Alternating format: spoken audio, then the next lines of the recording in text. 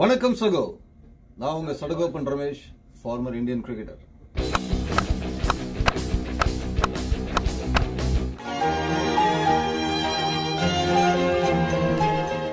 என்னம்மா கண்ணு சௌக்கியமா? தெரிச்சுட்டாங்கயா இந்தியா. நான் ஏற்கனவே சொன்னேன், இந்தியாவுக்கு இது ஒரு கோல்டன் ஆப்பர்ச்சுனிட்டி. இது இன்னொரு மேட்சா இந்தியா பார்க்க மாட்டாங்க. இந்த பயப்புல எங்கேயாவது நம்ம விட்டோம், திருப்பி வந்து ஃபைனல்ஸ்ல நிற்பாயா, அந்த ஹெட்ன்றவன் திருப்பி நம்மளுக்கு ஹெட்டே கொடுப்பாயா அப்படின்ற மாதிரி எல்லாம் ஒரு கால்குலேட் பண்ணி செம்மையா தெரிச்சுட்டாங்க. இன்னைக்கு டீம் இந்தியா, கங்க்ராச்சுலேஷன்ஸ் மச்சான்ஸ். நான் வீழ்வேன் என்று நினைத்தாயோ? இனிமே ஆப்கானிஸ்தான் உங்க கையில தான் இருக்கு. ரஷீத் கான் போன மேட்ச் ஆஸ்திரேலியாவை அடிச்ச உடனே ரோஹித் சர்மாவுக்கு ஃபோன் பண்ணி, அண்ணே ஜன்னலை கொஞ்சம் திறந்து விட்டீங்கன்னா செமிஃபைனல்ஸ் எப்படி இருக்கு நானும் எட்டி பாப்பண்ணே அப்படின்னு சொன்னாரு. ரோஹித் சர்மா, தம்பி என்னைய எப்படி சொல்ற, ஜன்னலை திறக்கிறதா? கதவையே திறந்து வைக்கிற, உள்ள வந்து சோஃபால உக்காரியா, இனிமே வர்றதும் வராததும் வாய்ஸும் இன்விடேஷனும் கொடுத்தாச்சு. Thank you your honour, thank you. ஆனா இது பாத்தீங்கன்னா ஆஸ்திரேலியா வந்து ஒரு அரண்டு போயிருந்தாங்க. ஆப்கானிஸ்தானுக்கு தோல்விக்கு அப்புறம் நீங்க பாத்தீங்கன்னா, என்னங்க இது ஸ்கிரிப்ட் மாறுது, நம்ம தேவையில்லாம எங்கேயோ போற ஓனான எடுத்து வேட்டுக்குள்ள விட்டோமா அப்படின்ற மாதிரி ஒரு ஃபீலிங்ல இருந்தாங்க. நீங்க பாத்தீங்கன்னா இன்னைக்கு கூட டாஸ் வின் பண்ணிட்டு சேசிங் அப்படின்னு சொல்லிட்டாங்க.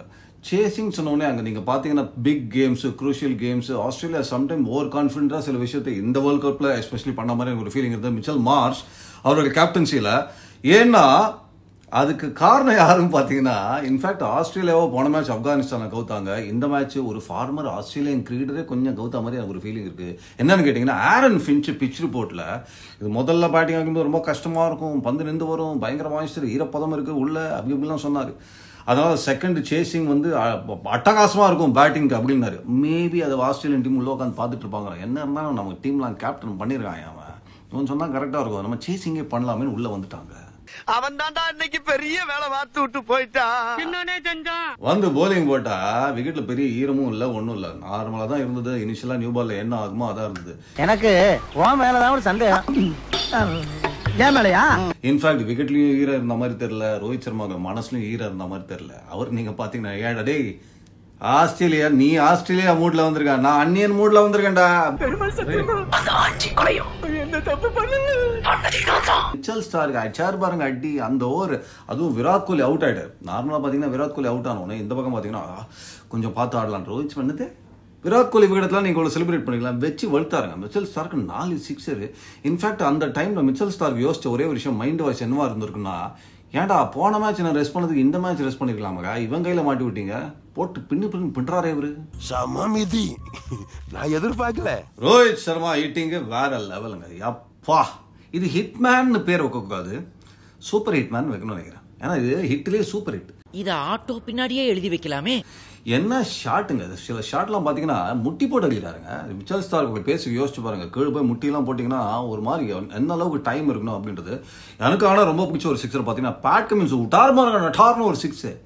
என்ன நீ 2 ஹேட்ரிக் எடுத்திருக்கேமே, வா போடு அப்படின்னு முதல் பந்தே விட்டார் டங்கால். அப்பா, அந்த இடத்துல ஒரு மாதிரி தெரிஞ்சு போச்சு ஆஸ்திரேலியாவுக்கு. அப்பவே மிச்சல் மார்ச்சுக்கு லைட்டா வேர்க்க ஆரம்பிச்சிச்சு. என்னடா இது விக்கெட் பயங்கரமா இனிஷியலா என்னமோ ஆகும்னு நினைச்சோம், இவர் அடிய பார்த்தா எங்க போட்டாலும் வந்து வெடிகுண்டு வந்த மாதிரி இருக்குப்பா. மனுஷன் அவங்க ஒரு ஈவு இறக்கம் இல்லாம நடந்துக்கிறாங்க. இன்ஃபேக்ட் நான் சொல்லிட்டு இருந்தேன், இந்த ரோகோ காம்பினேஷன்ல எனக்கு தனித்தனியா வந்தவங்க ஓகே, ஒரு ரோஹித் தெரிக்கலாம், ஒரு கோலி தெரிக்கலாம் அப்படின்றது. இன்ஃபேக்ட் கோலி நீங்க மீண்டும் வந்து நிறைய பேர் என்னன்னா, இப்ப நான் ஒரு சின்ன கேள்வி கேட்கிறேன். இது வந்து நான் கோலியை சப்போர்ட் பண்ற அதெல்லாம் கிடையாது. கிரிக்கெட் நான் அந்த ஹையஸ்ட் லெவல் ஆடினதுனால அங்க போய் ஆடுறதே பெரிய விஷயம் அப்படின்ற போது, அங்க போய் ஒரு ஆளுமை மிக்க மோர் தென் ஒரு டீகேட் ஒருத்தர் பண்ணியிருக்காருன்னா வேற லெவலுங்க. இப்ப நான் சிம்பிளா ஒரு கேள்வி கேட்கிறேன், நீங்க கொஞ்சம் யோசிச்சே பதில் சொல்லுங்க. ஒரு டோர்னமெண்ட், ஒரே ஒரு டோர்னமெண்ட் ஒருத்தர் சம்மர் ரன் அடிச்சா அவரை லெஜெண்ட்னு நீங்க கூப்பிடுவீங்களா? உடனே உங்க மைண்ட் என்னங்க, ஒரு டோர்னமெண்ட்ல பெர்ஃபார்ம் பண்ணா என்னென்ன அவர் எப்படிங்க லெஜெண்ட்னு கூப்பிட முடியும் நீங்க யோசிக்கிறீங்களா? அப்ப ஒரு டோர்னமெண்ட்ல ஒருத்தர் சரிஞ்சா அவர் லெஜெண்ட் இல்லன்னு ஆகுமா? அவர் அசால்ட்டா நினைச்சுக்கிறீங்க, ஒரு டைம்ல அவரை பார்த்து அலறாதனே கிடையாது தெரியுமா? அதான் இப்ப நான் மீண்டும் சொல்றது, இந்த டோர்னமெண்ட்டை பொறுத்த வரைக்கும் கோலி ஃபிளாப். ஓகே, கோலி நம்ம எதிர்பார்த்த அளவுக்கு ரன் அடிக்கல. ஆனா இன்னொரு அடுத்த ஒரு சில மேட்ச் அடிக்கலன்னே வச்சுக்கோங்க, அதற்காக நான் கோலியை விட்டு கொடுக்க மாட்டேன் என்ன பொறுத்த வரைக்கும். ஏன்னா இன்னைக்கு எல்லாமே ட்ரெண்டிங்கா பாக்குறாங்க. ஒரு வாரம் ஒரு விஷயம் ஒருத்தர் லைஃப்ல நடக்கலாம், இவன் வேஸ்ட் மச்சான் அப்படின்றது எல்லாத்தையுமே ட்ரெண்டிங்ல பார்த்தா வேலைக்கு ஆகாதுங்க. அப்ப இவ்வளவு நாள் சேர்த்து வச்சு பண்ண விஷயத்துக்கு என்ன ஒரு அர்த்தம் இருக்குமா? மீண்டும் சொல்றேன், கோலியும் அடிச்சா ரொம்ப நல்ல மிகப்பெரிய பலமா இருக்கும் அப்படின்றதான் என்னுடைய எண்ணம். கூடிய சீக்கிரம் நடக்குதான் பார்க்கலாம். செமிஃபைனல்ஸ் ஃபைனல்ஸ் எங்கேயாவது வரும் கண்டிப்பாக. ஓகே, பட் என்னன்னா இப்போ நான் சொல்றது வந்து ரோஹித் சர்மா ஆடின விதம் பார்த்தீங்கன்னா இப்போ செமிஃபைனல்ஸில் வர நம்ம இங்கிலாந்து தான் ஆக போகிறோம். இங்கிலாந்து ஆக போகும்போது கொஞ்சம் லைட்டாக அவங்களுக்கு வேறு என்ன இருந்தாலும் இப்படி கழிக்கிறான் அப்படின்ற மாதிரி. என்ன இப்படி நடக்குது? காக்கா வலிப்பா? காக்கா வலிப்பில்லப்பா, பயத்துல நடக்குதுப்பா. இன்ஃபேக்ட் எனக்கு தெரிஞ்சு இந்தியா ஆடின விதம் நீங்க பாத்தீங்கன்னா ஒரு 15 ரன் ஷார்டேஜ் மாதிரி தான் இது. ஏன்னா கடைசி 5 ஓவர்ல நம்ம அடிச்சது 43 ரன் தான். ஏன்னா அது வரைக்கும் 10 ரன் மெயின்டைன் பண்ணியிருந்தோம். அப்படின்ற போது கடைசி 5 ஓவர்ல வந்து 10 கீழே வந்தோம். இன்ஃபேக்ட் என்ன ஆகும்னா நீங்க 10 ரன் மெயின்டைன் பண்ணிட்டே வரும்போது 15 ஓவர்ல இன்னும் கடைசி 5 ஓவர்ல 12 ரன் போகணும். அப்போ எனக்கு ஒரு சின்னதாக இவங்க ஆரம்பித்த விதம் பார்த்தீங்கன்னா அது இன்னும் ஒரு 15 ரன் ஷார்டேஜ் அப்படின்ற மாதிரி ஒரு ஃபீல் இருந்தது. பட் நம்ம பக்கம் இருக்காங்க குல்தீப், பும்ரா அப்படின்ற ஒரு தெம்பும் இருந்தது. ஆனா இங்க பாத்தீங்கன்னா இன்னைக்கு ஒரு மாதிரி நம்ம என்ன சொல்லலாம்னா me started, me continued, me ended. இது அந்த மீ இல்லைங்க, நான் சொல்றது எம்இ இல்லை, எம்ஐ ஸ்டார்டட். ரோஹித் சர்மா அடிச்சார் பாருங்க அங்க. அப்புறம் சூரியகுமார் வந்து கண்டினியூ பண்ணாரு. அதுக்கப்புறம் வந்து ஹர்திக் பாண்டியா ஃபினிஷ் பண்ணாரு. மும்பை இந்தியன்ஸ் இன்னைக்கு தெரிஞ்சிட்டாங்க பேட்டிங்ல. அப்புறம் சிவம் துபே அப்படியே ஒரு 30 ரன் அடிச்சாரு. ஓகே, நீங்க பாத்தீங்கன்னா ஆனா ரோஹித் சர்மா அது one of the greatest T20 இன்னிங்ஸுங்க. அவர் வந்து ஆஸ்திரேலியான்னு வந்து அப்படியே ஒரு பூதம் மாதிரி ஆடுறாரு ஒயிட் பால் கிரிக்கெட்ல அப்படின்றத நம்ம மீண்டும் பார்த்துருக்கோம். என்ன குவாலிட்டி ஷாட்ஸ் திருப்பி பார்த்துட்டே இருக்கலாமா போல இருக்கு அவரோட பேட்டிங். ஹேட்ஸ் ஆஃப்ங்க ரோஹித் சர்மா. இந்த ஆட்டம் போதுமா குழந்தை? ஆஸ்திரேலியா வந்து நீங்க எங்க சறுக்குனாங்கன்னா ஆப்வியஸ்லி ஆப்கானிஸ்தான். நீங்க பாத்தீங்கன்னா அங்கதான் ஒரு பேய் பிரஷர்ல வந்தாங்க. அதுல முதல்ல பதில் சொல்ல வேண்டியது மிச்சல் மார்ஷ். மிச்சல் ஸ்டார்க்கை ஏன் ரெஸ்ட் பண்ணீங்க? அது புரியாத ஒரு ஏன்னா ஓகே அது சின்ன டீமு, ஒரு ஃபாஸ்ட் பால் சின்ன டீம் சின்னதாக இருந்திருக்கலாம். ஆனால் சினாரியோ பெருசு. நீங்கள் அங்கே ஜெயிச்சிங்கன்னா ஆட்டோமேட்டிக்காக குவாலிஃபை ஆகிருப்பீங்க செமிஸ்க்கு அப்படின்ற பொழுது இது வந்து டீமை மட்டும் பார்க்க முடியாதுல்ல, சிச்சுவேஷன் பார்க்கணும். ரொம்ப ரொம்ப இம்பார்ட்டன்ட். அதனால தான் நான் எப்பவுமே சொன்னேன் போன மேட்ச்க்கு நீங்கள் பார்த்தீங்கன்னா இந்தியாவுக்கு ரொம்ப ரொம்ப இம்பார்ட்டன்ட் மேட்ச் பங்களாதேஷ். அது வந்து நீங்கள் பங்களாதேஷ் தான் அப்படின்னு சொல்லாமே situation wise that's a very important match. அங்கே யாருமே ரெஸ்ட் பண்ணல. ரோஹித் சர்மா யாராவது முக்கியமான பிளேயர் ரெஸ்ட் பண்ணாரா? கிடையாது இல்லையா? இதுதான் வந்து கேம். நீங்கள் சம்டைம் ஓவர் கான்ஃபிடென்ட்டாக இல்லாமல் மிச்சல் மார்ஷ் என்ன பண்ணிட்டாரு, கொஞ்சம் தரவாட்டா மிச்சல் ஸ்டாக்கை உக்காருன்ட்டார். ஓகே உக்கார சொல்லிட்டீங்க, டன். டாஸ் வின் பண்ணி சேசிங். ஏங்க ஆப்கானிஸ்தானுக்கு அதுதான் ஓணும். நீங்கள் எதுக்கு சேஸ் பண்ணீங்க? நான் குமார் அவசரப்பட்டிய. அது ரெண்டாவது இது. சரி, இன்னைக்கு பார்த்தீங்கன்னா எப்பவுமே இந்த பிக் டூ ஆர் டை கேம்ல உங்களுக்கு எப்பவுமே வந்து ஒரு எக்ஸ்ட்ரா ப்ரெஷர் சேர்க்கக்கூடிய ஒரு விஷயம் என்னன்னு பார்த்தீங்கன்னா அந்த ஸ்கோர் போர்ட் ப்ரெஷர். இந்த ஸ்கோர் போர்ட் ப்ரெஷர் என்ன ஆகும்னா ஒரு பெரிய சேசிங் சைடு கூட சம்டைம்ஸ் இனிஷியலாக ஒருவேளை நீங்கள் பெரிய ஸ்கோரை சேஸ் பண்ண வேண்டிய ஒரு கட்டம் வந்தால் அந்த இனிஷியலாக ஏதாவது 1-2 வீடு விழுந்துச்சுன்னா ஆட்டோமேட்டிக்காக உங்களுக்கு போலிங் வந்து அப்படியே பூதம் மாதிரி தெரியும்.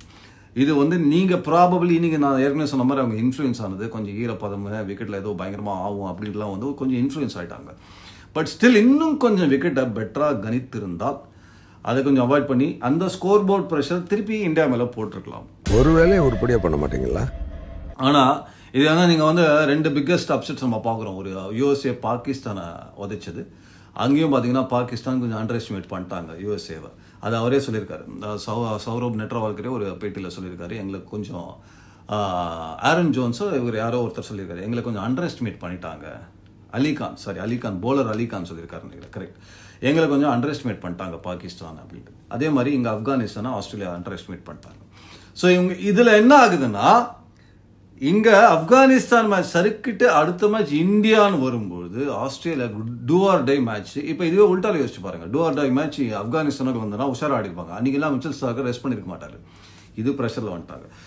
பட் இது வந்து ஒரு செம ட்விஸ்ட் அண்ட் டர்னு. இப்போ ஒருவேளை கிரிக்கெட் இஸ் கிரேட் லெவலில் இருக்கா, பங்களாதேஷ் ஆப்கானிஸ்தானை அப்செட் பண்ணா என்ன ஆகும் அப்படின்னு கேட்டீங்கன்னா அப்போ ஆஸ்திரேலியா குவாலிஃபை ஆகுவாங்க. பட் அப்படி ஒருவேளை ஆஸ்திரேலியா குவாலிஃபை ஆனா அதுல என்ன அவ்வளவு பெருமை? இந்த சீன் தான். இதில் என்னையா பெருமை அப்படிங்கிறது வேற வழி இல்லை. ஏன்னா ஆஸ்திரேலியா மாதிரி ஒரு வேர்ல்ட் கப் சாம்பியன்ஸ் இப்போ உட்காந்து காலைல அப்படி டிவி பார்த்துன்னு என்னப்பா ஆப்கானிஸ்தானா பங்களாதேஷா பார்த்துட்டு பங்களாதேஷ் கை தட்டிட்டு உள்ள வந்து குவாலிஃபைடு அப்படின்னு சொன்னீங்கன்னா சட்டையில் என்ன பூனை, அதில் என்ன பெருமை தான். என்னங்க அது எப்படி ஆயிப்போச்சு? படுவாவிங்க எல்லாருமா சேர்ந்து உங்களை இந்த நிலைமை கொண்டு வந்து விட்டாங்களே. ஏன்னா ஆப்கானிஸ்தானோட ரன் ரேட் வந்து ஆஸ்திரேலியாவே மோசமாக இருக்கு. அந்த தோத்தாங்கன்னா இன்னும் மோசமாக தான் ஆகுன்ற கணிப்புனால ஆப்கானிஸ்தான் ஒருவேளை மேட்ச் இழந்தாங்கன்னா அந்த பெட்டர் நெட் ரன் ரேட்டில் ஆஸ்திரேலியா குவாலிஃபை ஆகிறதுக்கு நல்ல வாய்ப்பு இருக்கு. எனவே இப்போ ஆப்கானிஸ்தானான டிசர்விங்க நீங்கள் பார்த்தீங்கன்னா பாவம் போன வேர்ல்ட் கப்பில் நீங்கள் உங்களுக்கு ஞாபகம் இருக்கும் 50 ஓவர் வேர்ல்ட் கப்பில் இங்கிலாந்து அடிச்சாங்க. ஒரு one of the biggest upset நம்ம பார்த்தோம். அதுக்கப்புறம் பாகிஸ்தான் அடிச்சாங்க. இந்த வேர்ல்ட் கப்பில் நியூசிலாந்து அடிச்சாங்க, ஆஸ்திரேலியாவும் அடிச்சிருக்காங்க. Time to get to semis இல்லையா ஃபார் ஆப்கானிஸ்தான். இன்ஃபேக்ட் இன்னொரு நல்ல விஷயம் பார்த்தீங்கன்னா இந்தியா யார் ஆட போகிறாங்கன்னா இங்கிலாந்து. ஏங்க இங்கிலாந்து செம்ம சைட் ஆச்சு அப்படின்னு உங்கள் ஃபீலிங் எனக்கும் கேட்குது. பட் இங்கிலாந்து எங்கே ஆடுறாங்கன்னா கயானா அப்படின்னு சொல்லும்போது ஸ்பின்னர்ஸ்க்கு சாதகமான ஒரு விக்கெட்டுங்க. ஆப்கானிஸ்தான் நியூசிலாந்து அப்செட் பண்ணதுங்க இதே கயானால. எப்படி அப்செட் பண்ணாங்க? ஃபர்ஸ்ட் பேட்டிங் ஆகி ஒரு 150 அடிச்சாங்க. அதுக்கப்புறம் ஸ்பின்னர்ஸ் பூந்து டபக்கு முடிச்சாங்க. 75க்கு காலி ஆயிட்டாங்க நியூசிலாந்து. அப்படின்ற போது கயானா அகெயின்ஸ்ட் ஸ்பின்னர்ஸ்க்கு ஒரு அற்புதமான வென்யூ. ஸோ இந்தியா பக்கம் தரமான ஸ்பின்னர்ஸ் இருக்காங்க.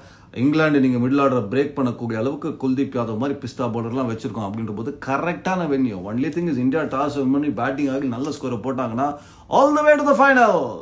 ஸோ இந்த பதிவு வெளில வரும்போது maybe Afghanistan Bangladesh match result வெளில வந்திருக்கும். அப்போ நம்மளுக்கு தெரிஞ்சிருக்கும் ஆப்கானிஸ்தான். எனக்கு தெரிஞ்ச ஆப்கானிஸ்தான் வரதுக்கு ஒரு நல்ல வாய்ப்பு இருக்கு. ஏன்னா ஆஸ்திரேலியாவை அடிச்சுட்டு பங்களாதேஷோட கோட்டை உடைக்காது ஆப்கானிஸ்தான் டெக்னிக்கலி. பட் எனிவே நன்றி சகோ, உங்களுக்கு சப்போர்ட்டுக்கு, உங்களுக்கு ஆதரவுக்கு. பெல் பட்டனை தட்டுங்க, ஷேர் பண்ணுங்க, சப்ஸ்கிரைப் பண்ணுங்க. அதுக்கு முன்னாடி இந்தியாவுக்கு பெருசா ஒரு விசில போடுங்க. Okay, thank you, have a wonderful day.